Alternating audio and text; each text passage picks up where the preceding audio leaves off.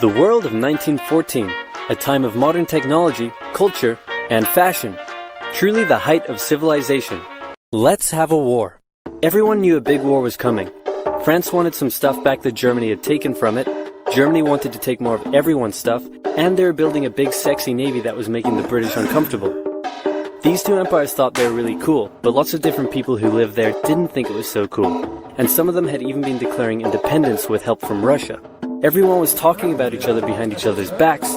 Throw in the fact that military technology had come a long way since the last major war, and suddenly everyone was pretty eager to beat each other up. In this area of Austria-Hungary live some Serbs and Bosnians who hated living in Austria-Hungary. So the Austro-Hungarian Archduke Franz Ferdinand goes there for a nice drive in an open-top car with his car's route published in advance. And that went just about as well as you'd expect. Some assassins were waiting for him along the way and threw bombs at his car, but they missed and blew up some officers behind him instead. So the Archduke goes into hiding, leaves Sarajevo, and the whole war never happens. Except no, the Archduke doesn't leave, but instead goes back out in the open-top car to visit the injured officers in hospital. The driver takes a wrong turn and by sheer coincidence gets stuck beside one of the failed assassins, who shoots him. Austria-Hungary is understandably pissed about all this, and they think the Serbian government had something to do with it, which they might have. So they go to their ally Germany and say, "Hey Germany, we're going to declare war on Serbia," and Germany is all for that. So Austria-Hungary send a big list of impossible demands to Serbia, and when Serbia refuses, they declare war. Austria-Hungary and Germany are friends, and Serbia is protected by Russia, who's friends with France, so they'll declare war on each other. Montenegro joins in too. France and Britain also have a kind of alliance, so when France says, "Hey Britain, you got my back?" Britain is like, maybe. And then they decide to stay out of it, which is great for Germany because Germany has a plan. They know that Russia is so big and clumsy that it will take them a while to get ready for war. So with this guy in charge, Germany will send all its troops into France at lightning speed while Russia's getting ready, defeat France, then move all the troops to Russia and defeat Russia, and then we all speak German and eat Pfefferpottast every day. Just one problem. France has loads of forts and defenses along its German border, and Germany can't waste any time fighting them, so Germany decides to go around them, through Belgium. Belgium is neutral, but Germany wants to march 750,000 troops through it to get around France's defenses. They're hoping Belgium will just kind of sit down and shut up, but they don't. They fight back, and they're pretty good too, so they slow the Germans down. What's worse is that Britain shows up, and they're pretty pissed that Germany's invading neutral countries. So now Britain declares war on Germany. So Germany push on through Belgium and commit some atrocities along the way. They also wear spikes and sometimes skulls on the uniform. So if you're trying to not look like the bad guys, good job. The Allies have a propaganda extravaganza, and this starts having an influence around the world, notably in America. The US President Woodrow Wilson sees himself as a bit of a Jesus figure, and spends most of the war trying to get everyone to just hug it out. But there's also a large population of ethnic Germans living in the United States, and when the war first broke out, they were like, "Yay, Germany!" But now that they're committing atrocities in Belgium, they're less enthusiastic. Let's play Spot the French Soldier. Did you see him? Easy, right? He's wearing a bright blue uniform with red trousers. And do you know who else spotted him easily too? The Germans. So when the French were slowly marching in columns through the countryside, the Germans easily tore them to shreds with their giant guns.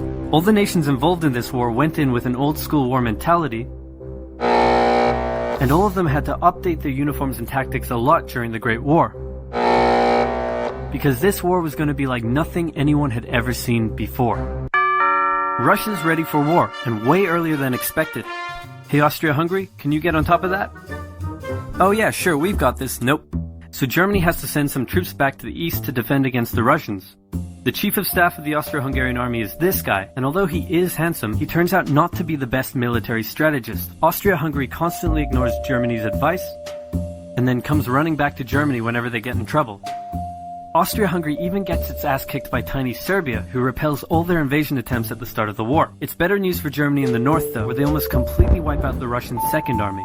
Back on the Western Front, the Germans continue advancing and are in sight of Paris. At this point, anyone would be forgiven for thinking the Germans were going to get that quick victory after all, but then things start to go wrong. The French commander-in-chief knew something had to be done, and he ordered his armies to stop retreating. In the resulting battle, a gap opened up in the German lines. If a gap opens up, the enemy can use it to flank you from the side and behind, so the German armies have to retreat. The Allies launch a counterattack, so the Germans dig into defensive positions.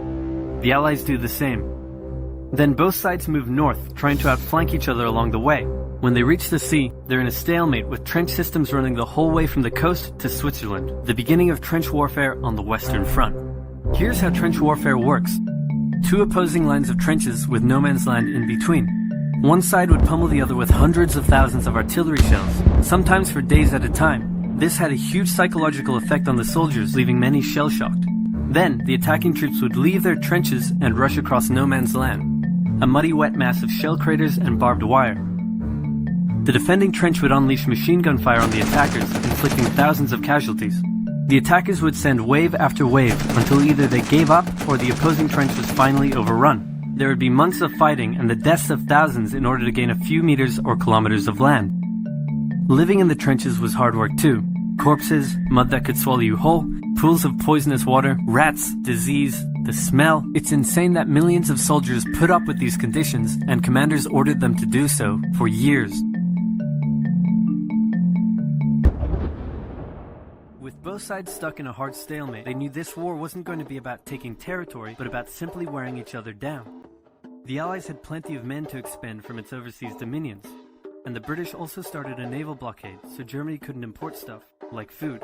Neither side really wanted a long, grueling war though, so they both thought of ways to break the deadlock on the Western Front. Idea number 1, new frontiers.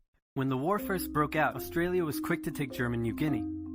The Allies also quickly jumped on Germany's colonies in Africa, and particularly in German East Africa, locals were enlisted as soldiers and carriers by both sides, leading to a tragic loss of life for the native Africans. Some new combatants entered the war as well. The Allies' new friends were Italy and Japan. Japan was busy building itself an empire, so it was more than happy to take away German islands and colonies in East Asia. Italy actually had an alliance with Germany and Austria-Hungary before the war, but after some tense relations, and then the Allies promising to give them some of Austria-Hungary's stuff, they switched sides. Italy opened up a front in the mountains here, but like everyone else, they were stuck in stalemate for most of the war. The Central Powers' new friend was a struggling empire in the Middle East. The Ottomans were divided on whether to actually join the war or not, since they had been exhausted by the recent Balkan Wars. Some of the politicians who did want to join went off on their own and fired some shells at Russia, and then came back and said, "Whoops, looks like we're at war now." The Ottoman entry into the war was of particular concern to the British, since the Middle East was full of oil, and Britain wanted all of that oil. First, the Ottomans tried to attack Russia in the Caucasus Mountains, but they weren't prepared for the cold, and many of them froze to death. Then they crossed miles of desert to take the Suez Canal from the British, but that failed too. Then the Allies tried to take the Dardanelles at Gallipoli in a long and hard trench warfare campaign, but that also failed. The Ottomans blamed their initial losses on the ethnic Armenians living within Ottoman territory, and the resulting Armenian genocide led to the deaths of 1.5 million people. Then the Germans sent spies into Afghanistan to try to convince the Arab tribes there to rise up in jihad against the British and attack India. But that plan failed, partly because the spies got bored, brewed their own alcohol, and got drunk, which is a bad thing to do in Afghanistan. All these new frontiers hadn't done much to change the war. Aware that the Allies had more men and supplies than them, the Germans knew they had to do something to break the stalemate. Before the war, there was a big conference that set out the rules of modern warfare. No chemical weapons, no killing civilians. Basically, don't be jerks. The Germans held a meeting and decided to be jerks. Zeppelin air raids commenced over British cities. They also started attacking the Allied trenches with chlorine gas, and they used submarines to sink civilian ships. One such civilian ship was the Lusitania, which had 159 Americans on board when it was sunk, further swaying US opinion against the Germans. Not to be completely unfair to the Germans, the Allies also engaged in chemical warfare soon after, and they had been hiding anti-submarine weapons on their civilian ships, which let the Germans justify their attacks. Meanwhile, Austria-Hungary still hadn't dealt with Serbia, so the Central Powers enlisted some help.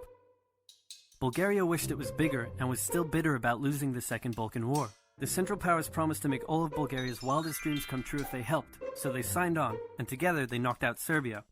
The Serbian troops retreated through Albania, which was neutral but had some ties to Austria-Hungary, so Austria-Hungary entered Albania in a friendly invasion to chase down the Serbians, many of whom escaped by sea.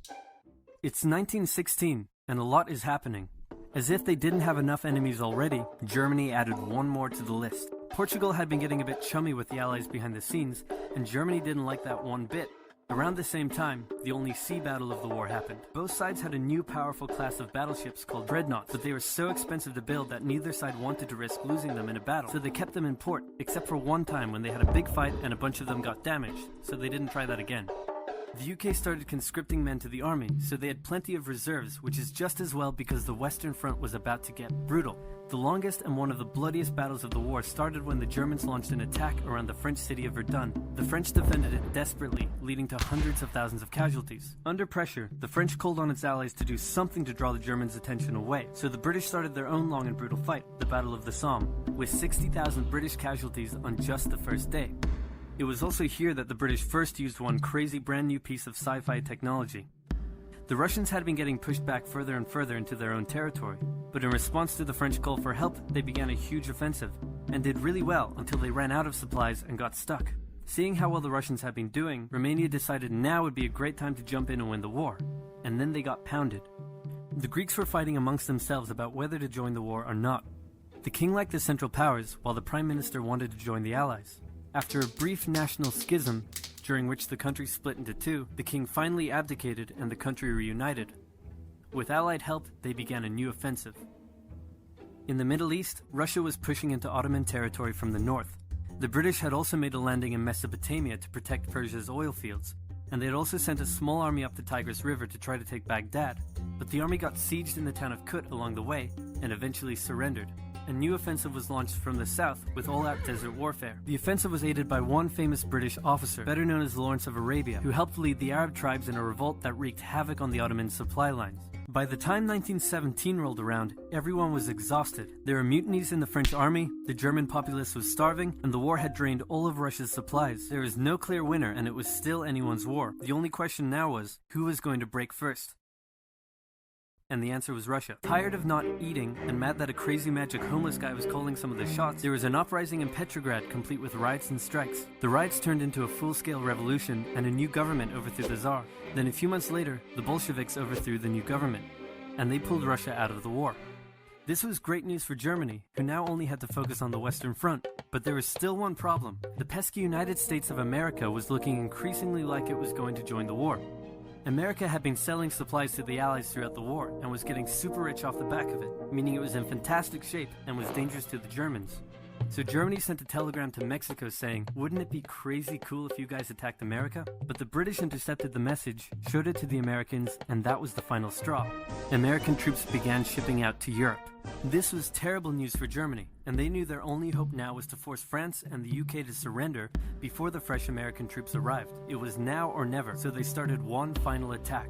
They converged their troops and hit hard at the Somme and pushed the Allies back. They hit a second time further north, then again and again. With each hit, the Germans were spending more and more resources, while the Allies were getting better and better at repelling their attacks. By the fifth punch, the Allies held the line and even pushed back. With American troops now arriving in larger numbers, the Allies launched a counterattack, and that was it. The Central Powers were being pushed back on all fronts. Bulgaria collapsed first, followed by the Ottoman Empire, then Austria-Hungary, and finally on November 11, 1918 at 11 o'clock, Germany surrendered.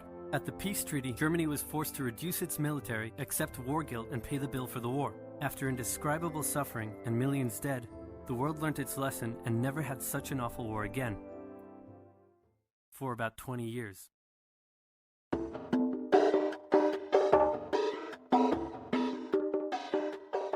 Video was made possible by Skillshare. Churchill was a man with many talents. He was an artist, a butterfly enthusiast, and he had an unpublished manuscript about aliens. Clearly, he was a man with an insatiable thirst for knowledge. Maybe he could have loaded up his computer and logged onto Skillshare, an online learning community with more than 19,000 classes in design, business, technology, and more. Perhaps he was considering a side career in fashion, but didn't know where to start. On Skillshare, he would find courses in fashion design and garment construction.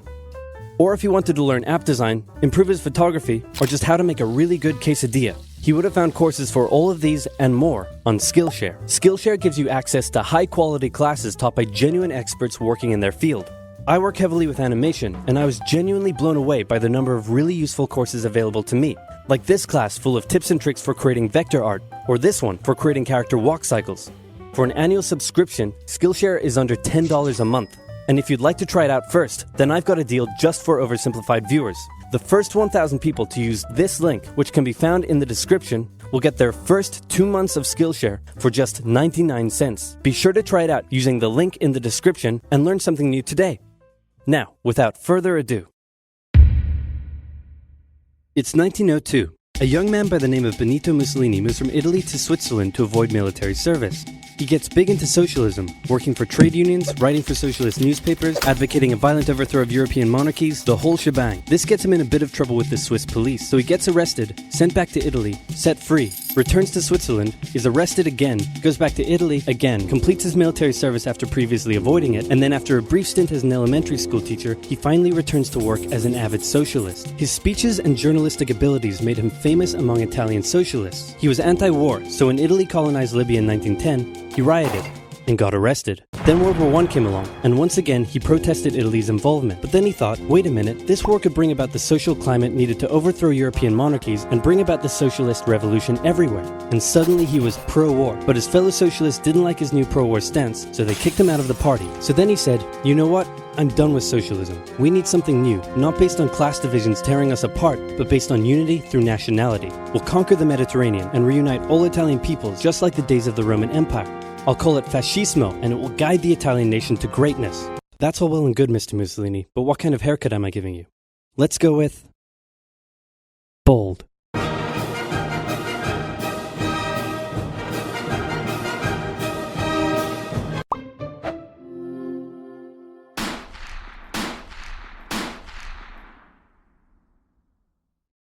Italy had been on the winner's side in World War I, and they hoped they were going to get a lot out of it, but in the end, they only got a little, and they felt cheated. On top of that, a bad economy and weak governments meant that the Italian people were a little unhappy. So when Mussolini came along and said that he could fix everything, his fascist movement gained a lot of support. In 1922, he went to the king and said, make me prime minister, or I'll make me prime minister. And the king said, you and what army? This army. Fair enough. Then he went about establishing a dictatorship with himself at its center. Europe had its first fascist dictator. Next up, Germany. Germany had been on the loser's side, and they got absolutely wrecked by the Treaty of Versailles. They lost territory, had to demilitarize the Rhineland, had to reduce their army to just 100,000 men, couldn't have an air force, had to pay the Allies a huge amount of money that it didn't have, and a new rule was established that every Englishman withheld the right to walk into the center of Berlin, pick out any German they wanted, and spank the hell out of them. I made that last one up, but it helps you understand how all this felt to Germans. On top of that, a bad economy and weak governments meant that when a small angry man with a silly mustache came along and said that he could fix everything, the German people loved it. Hitler had been a soldier during World War I, and he was crazy patriotic, and nobody was madder than him about Germany's humiliation. He helped start a new political party, and in 1923 attempted a march on Munich with his boys. And then he got arrested. But his popularity grew, and in 1933, the president made him chancellor. He believed he was Germany's great destined savior, and he went full megalomaniac, establishing a dictatorship with himself at its center. Europe had fascist dictator number 2. Hitler and Mussolini had a lot of the same ideas, but more importantly, they had the same enemies, and they started to get along. Anyone else want to be friends? Franco? No? You good? I do. Who's that? It's Japan, and they've taken over northern China. Let's rewind a bit.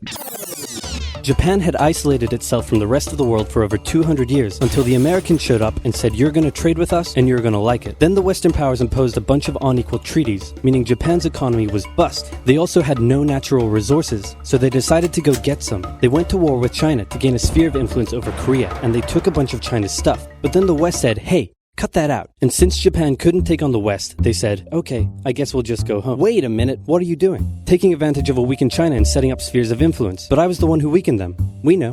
And you guys didn't let me have anything. We know. That seems unfair. We don't think so.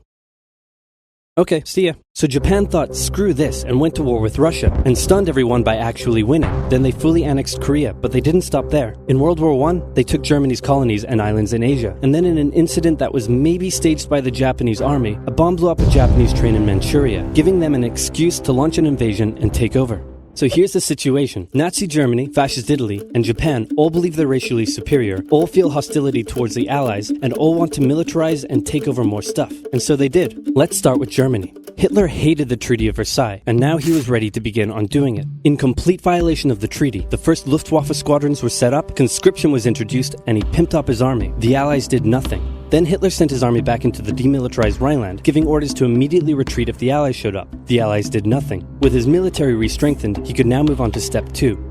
He wanted to rapidly increase the Aryan population, and to do so, he needed Lebensraum, or in other words, he would have to take over the world. But for now, a good portion of Europe would do, and he began eyeing up his neighbors. The Allies finally started to get worried, so they implemented a fairly useless diplomatic strategy called appeasement, and it went a little something like this. Hitler would say, "I want that thing," and the Allies would say, "You can't have that thing." "Okay, you can have that thing, but no more."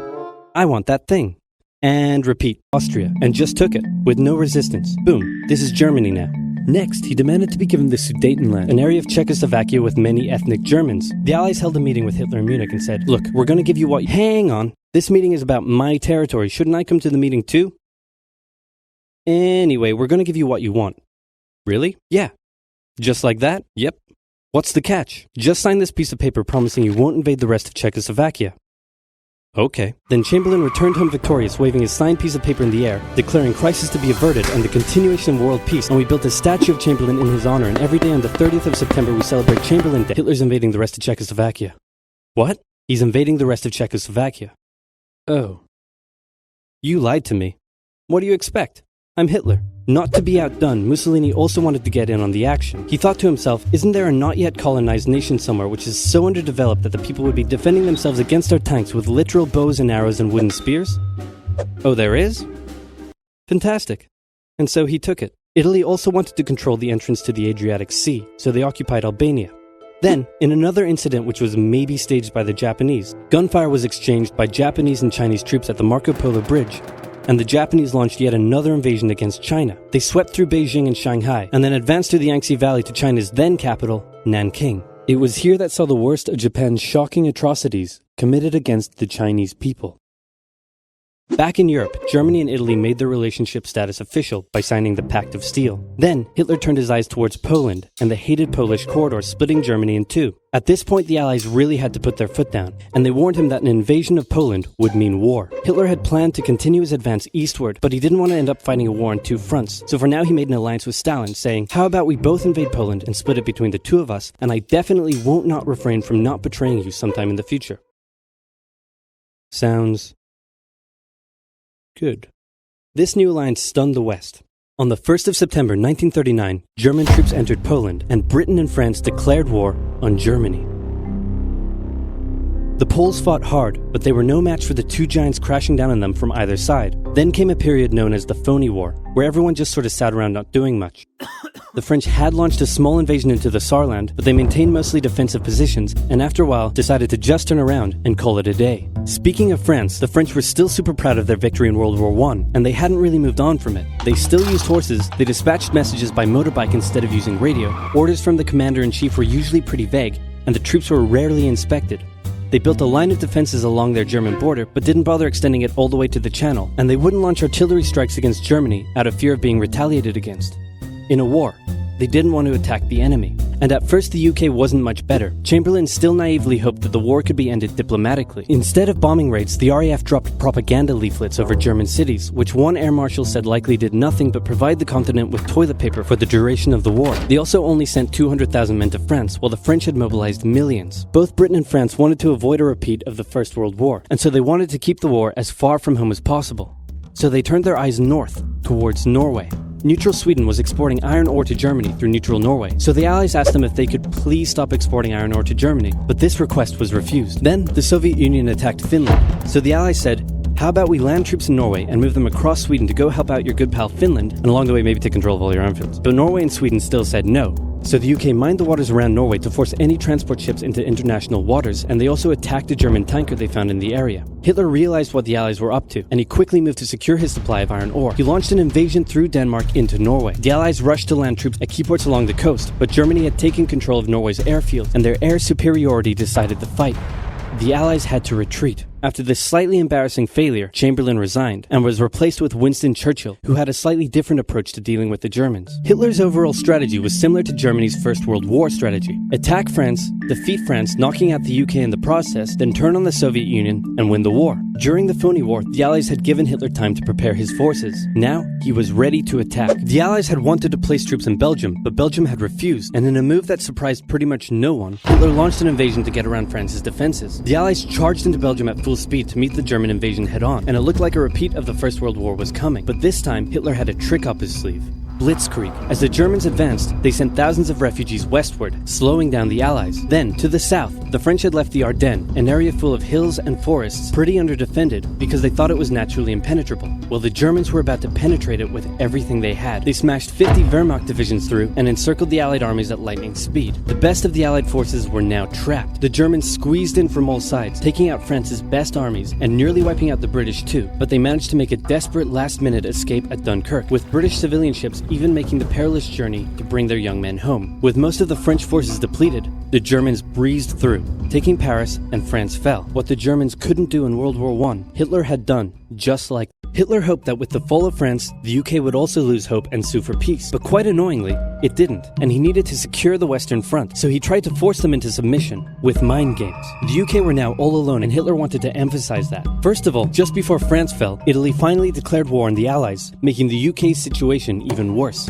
Next, instead of just occupying all of France, Hitler occupied the coastal areas for defense, but allowed France to continue its existence as a German puppet state. This way, it looked like the UK's old ally had decided to switch sides. Hitler also hoped that the UK wouldn't attack any of her old allies' navy bases or colonies in Africa, giving Hitler an extra line of defense to the south. But the UK made sure to respond to this by sailing down to France's navy base in Algeria and wrecking a bunch of ships. So have at it. Hitler then began laying down plans for an invasion of Great Britain. Before German troops could land on British soil, he would first need air and naval superiority across the Channel. Waves of German bombers came, while the completely outnumbered RAF worked bravely around the clock in an attempt to quell the German attacks. At first, the Luftwaffe targeted British ports and coastal facilities. Then it attacked RAF bases, crippling the RAF's ability to defend the nation. And it looked like Hitler's Great British invasion was coming. But then, Churchill ordered a small, pretty insignificant bombing raid over Berlin. It didn't do much damage, but Hitler was furious, and he immediately ordered the Luftwaffe to refocus its attacks on civilian targets in London. Children were sent off to the countryside away from their parents to avoid danger, and frequent trips to air raid shelters became a daily occurrence. But British morale held firm. Smiling, knitting, lounging casually, these people have balls of steel. This refocusing on London also gave the RAF breathing space to reorganize, so Hitler kind of shot himself in the foot there. Just the foot for now. Finally, the Luftwaffe sent one massive all-out attack on London, and the RAF successfully repelled it, destroying many of the German aircraft and placing air superiority firmly in British hands. Hitler's invasion had to be postponed, but the bombing of British cities continued for some time.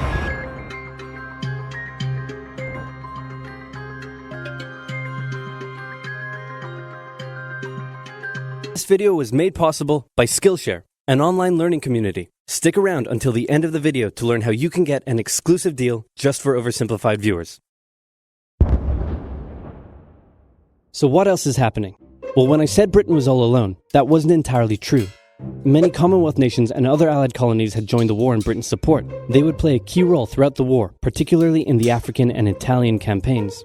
On the Axis side, Germany, Italy, and Japan signed the Defensive Tripartite Pact, bringing their military alliance even closer together. The Soviet Union's war against Finland should have been an easy victory, but it became a humiliating struggle, and their military ineptitude was put on full display. In the end, they did force the Finns to sue for peace. Then, they continued their honorable campaign of pushing around much smaller countries by annexing the Baltic states and part of northern Romania. France's colonies in equatorial Africa were like, heck no, we aren't going to join the Germans, and they all pledged their allegiance to free France, except for Gabon, which had to be taken by military force. The Allies also tried to capture the strategic port of Dakar, but that ended in failure. Mussolini had seen Hitler's successes, and he thought now it was Italy's time to shine, so he tried to take British Somaliland, and that went pretty well. Then he tried to take Egypt, and that went less well. Then he tried to take Greece, and that went really badly. Churchill began referring to Italy as Europe's soft underbelly. A military campaign from the south and started sending British troops to Greece. All of this had Hitler pretty concerned, and he moved to protect his southern flank. He had been getting friendly with Hungary and twisted their arm into signing the Tripartite Pact and joining the Axis powers. Romania was also eager to join for protection against the Soviet Union. The Tripartite Pact was designed to prevent any other countries from deciding to join the Allies, specifically Britain's old ally, the pesky United States of America. When war first broke out, American public opinion was strongly against joining in. In 1940, there was an election. The Republican candidate said, "I will not send any young Americans to die in Europe," and sitting President Franklin D. Roosevelt said, "I will also not send any young Americans to die in Europe. Unless I have to, then I might." And Roosevelt won. Churchill asked him to join the war, but Roosevelt said, "No can do, Winston, but you know what? Here, have some weapons." America began supplying the Allies with food and munitions, but there was one problem. German U-boats were sinking thousands of Allied supply ships in the Atlantic, including American ones. If the Germans could sever Britain's supply line, the UK would starve. Throughout the war, the Allies had to come up with better technology to fight the U-boats. Improved radar, aircraft with longer range, better weaponry and convoy tactics. At one point, a man even called a meeting and said, "Pykrete, you take some wood, you take some ice, you put them together, you get pykrete." And then he pulled out a gun and shot some wood and it shattered. And then he shot some pykrete and the bullet ricocheted off it and hit someone else in the conference room. Then they tried to make a pykrete aircraft carrier, but that idea was scrapped because that's a really dumb idea. In the end, Alan Turing and his team of codebreakers cracked Germany's Enigma code, and the U-boats gradually became less and less of a threat. Back in Africa, Britain decided to push Italy out of Egypt. Hey, that was pretty easy, so they kept going. Hitler realized he was going to have to finally step in and do something. He went to Bulgaria and Yugoslavia and said, "Hey, I'm going to move troops through you to get to Greece, so either join us or, be invaded." Bulgaria opted to join them. Yugoslavia opted to be invaded. Then Greece finally fell to the joint German-Italian invasion. The British had moved troops from North Africa to fight in Greece, which helped Rommel and his tank divisions push the British back to Egypt, and they could have kept going, but a small, mostly Australian force held out under siege for 8 months in Tobruk, denying the Germans a strategic port city and disrupting their supply line. Despite having some success in the Middle East, the British didn't seem like any real threat for now. Hey, Soviet Union, look out! With 3 million troops, Hitler launched the largest ground invasion in history, and Stalin was far from ready. Both Churchill and Roosevelt had warned him of an impending attack, but he dug his head in the sand and the Soviets didn't stand a chance. Germany made staggering progress, with huge encircling movements capturing mind-boggling numbers of Russian troops. 250,000 at Bialystok, Minsk, 300,000 at Smolensk, nearly 700,000 at Kiev, and again at Vyazma and Bryansk. Leningrad was put under a siege that would last an insufferable 4 years. The invasion of Russia had been Hitler's main ideological goal from the beginning, and his hatred for the ethnic peoples there was now unleashed in all its fury. The Eastern Front of the Second World War was brutal for all that endured it. The Germans were now inside of Moscow, and that's it. It's all over. But then it happened. It got cold. Stupid cold. Hitler had hoped the Soviets would give up before winter, but they kept fighting. His commanders came to him and said, "Can we please dig in for the winter and wait until spring?" "No, keep going." "But oil is literally freezing inside our vehicles." "That's fine, keep going." "We're having to leave the corpses of our frozen horses by the side of the road so we can still find our way in the snowdrift." "Perfectly normal, keep going." Hitler hadn't given his millions of men winter clothing and supplies because he thought he really should have won by now. Then, Stalin called in troops from the Siberian front, specially trained to fight in the extreme cold, and the Germans were no match. They were now being pushed back. They had no choice but to dig in and wait for winter to end. Germany's victories were staggering, and Japan was eager not to miss the victory bus. Their war in China had come to a standstill, but they wanted to keep expanding their sphere of influence and getting those sweet, sweet raw materials. They began making plans to expand southward, but there was a problem. Southeast Asia was heavily colonized by America and Great Britain. It was also full of ocean. Ocean meant naval combat, and there was no way the Japanese Navy could stand up to the US and the UK. So they thought, wouldn't it be nice if we could destroy their navies before we begin our conquest? And so it was. On December 7, 1941, the Japanese launched a surprise air raid on the US Pacific Fleet at Pearl Harbor and inflicted a huge amount of damage. They also attacked British colonies in Southeast Asia. Roosevelt had no choice but to declare war on Japan, and so did Churchill. Hitler then declared war on America, even though he totally didn't have to. The attack on Pearl Harbor seemed like a big Japanese victory, but they didn't attack any of the naval repair yards, fuel storage tanks, or the submarine base, meaning the Pacific Fleet would be up and running again pretty soon. In the meantime, though, the Japanese were able to begin their conquest. They took Guam, the Gilbert Islands, Wake Island, Hong Kong, and the Philippines. They forced Thailand to join them so they could march their troops through to Malaya. They swept through Singapore, North Borneo, the East Indies, New Guinea, the Solomons, and they were now threatening northern Australia and the borders of India. Japan's victory had been as staggering as the Germans, and it reinforced the Japanese idea that this was a divine war which they were destined to win. But their victories had been based on speed, not power, and power would eventually catch up with them. In all occupied nations, the people suffered. Persecution, forced labor, harsh punishments for any who spoke out against their occupiers. In Europe, the Nazis were rounding up ethnic minorities and other unwanted groups and individuals. In particular, millions of Jewish people would suffer through the terrible events of the Holocaust. Brave resistance movements rose up in defiance of their invaders, while the people held out for hope. And hope was coming. Winter was over, and Hitler could continue his push eastward. But this time, he switched up his strategy. He wanted to focus on the south. His plan was to cut off the Russian armies in the Caucasus, an area full of oil, and then invade the Caucasus and take all the oil. His forces moved across the north with ease, and Hitler got cocky. He rerouted the 4th Panzer Army south early, leaving the 6th Army to complete the encircling movement alone. To do so, the 6th Army had to reach and take the key Soviet city of Stalingrad. The Russians defended it fiercely, and Stalingrad saw some of the harshest fighting of the entire war. The Soviets held up the German advance for 5 months as they battled in the war-torn city, which bought them valuable time. When the Germans had first launched their invasion a year earlier, the Soviets had moved their factories to the east. Those factories had been building a butt-ton of tanks and aircraft and getting the Soviet army up to scratch. Now, it was ready. Stalin gathered his new and improved forces around the city, and in an attack that resembled Hitler's own encirclement tactics, they began surrounding the 6th Army. Hitler's commanders came to him and said, "Hey, maybe we should retreat." But Hitler said, "No, you stay." The entire 6th Army was trapped and had to surrender. With complete air superiority, the Soviets started pushing westward. For Stalin, it was a resounding victory. For Hitler, an absolute catastrophe.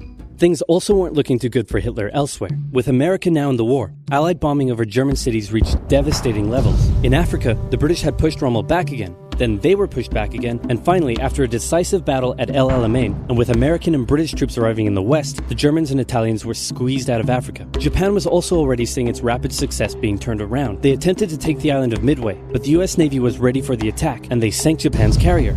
Actually, they sank a lot of them. It was a battle from which the Japanese Navy would never recover. British, Indian, and Chinese troops held the line in the harsh jungle terrain of Burma, and the Japanese suffered losses in the Solomon Islands and New Guinea. They began to realize they were not invincible. With the Axis out of Africa, the Allies had to decide their next move. Churchill still wanted to attack from the south, while the Americans preferred a full sea invasion in northern France. "All right," said the Americans, "we'll do it your way." Allied forces successfully landed in Sicily and began moving north. They also carried out bombing raids over Rome. The thing was, many of the people in Sicily had relatives living in America, and they greeted the American troops quite warmly. With the war reaching home territory, most Italians just weren't that into it, and Mussolini was suddenly very unpopular. He was voted out by his own fascist Grand Council and was toppled from power. Italy immediately began negotiations for surrender. Hitler wasn't surprised and had already sent reinforcements southward. In an operation he ironically called Operation Axis, German troops quickly disarmed Italian troops in the north. The Allies continued fighting the Germans up through Italy, but then winter set in, meaning mud, and everything slowed to a halt.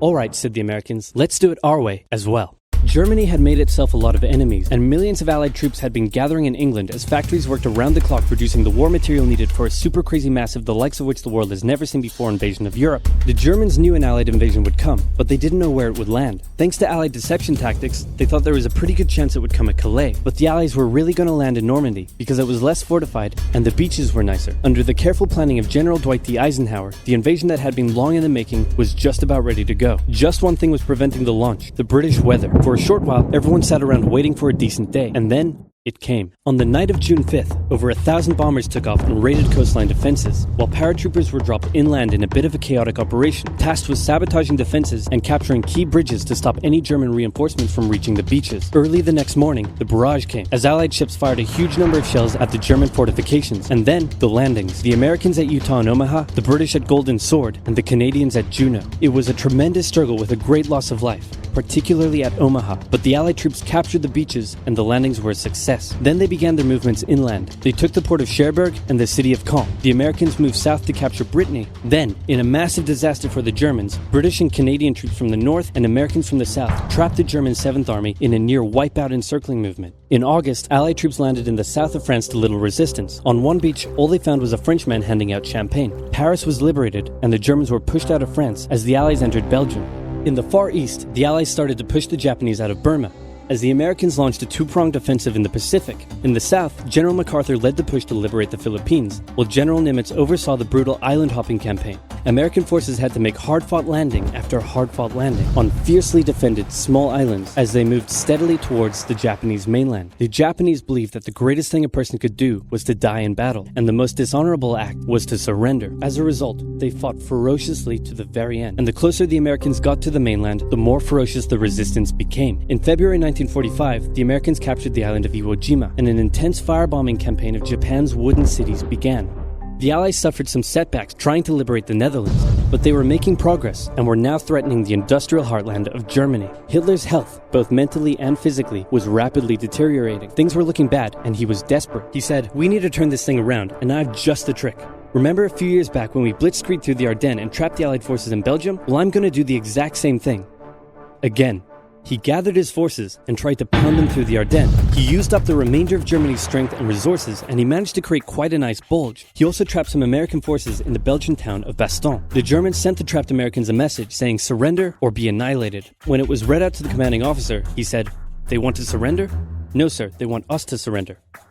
Nuts! And that's what they sent off as their official reply. General Patton's Third Army then managed to break the siege from the southwest, and the Germans were pushed back. Hitler's last-ditch attempt had failed, and what followed was a total collapse of the German forces. The Allies pushed into Germany from both sides. The Soviet Union took Warsaw and kept pushing to Berlin. In his bunker, Hitler realized all hope was lost. Berlin fell, and with it, Hitler's dreams of a great German empire. Two of the Axis nations had been knocked out. One to go. The Americans began their assault on Okinawa, the last island before they would reach the Japanese mainland. The desperate Japanese fought hard, launching kamikaze attacks on the US ships. The citizens of Okinawa suffered through the terrible fighting, but in 2 months, the island was captured. The Allies now had to make a choice. Either continue the devastating struggle up the Japanese mainland, or they could try to coerce the Japanese into surrendering now. In July, the first successful atomic bomb test took place in New Mexico, and the destructive weapon was ready for use. America and the UK were also seeing the Soviet Union not so much liberating as occupying its captured territories, and so they wanted to put on a show of force. On August 6th, the A-bomb fell on Hiroshima. Then, on the 9th, Nagasaki. The cities were reduced to rubble. And for the people living there, it was a terrible fate. But for the Allies, it achieved their main aim. In September, the Emperor announced Japan's surrender, saying the war situation has developed not necessarily to Japan's advantage. After 6 years, war was finally over. The Allies occupied Japan for 8 years. The Emperor was allowed to keep his position, but General MacArthur made sure this picture was printed in the Japanese press, to display to the Japanese people that their Emperor was not the divine, powerful being they had believed. Germany was divided between America, the UK, France, and the Soviet Union. In 1949, the Allied sectors were united into West Germany. The Second World War had been more terrible and destructive than the first.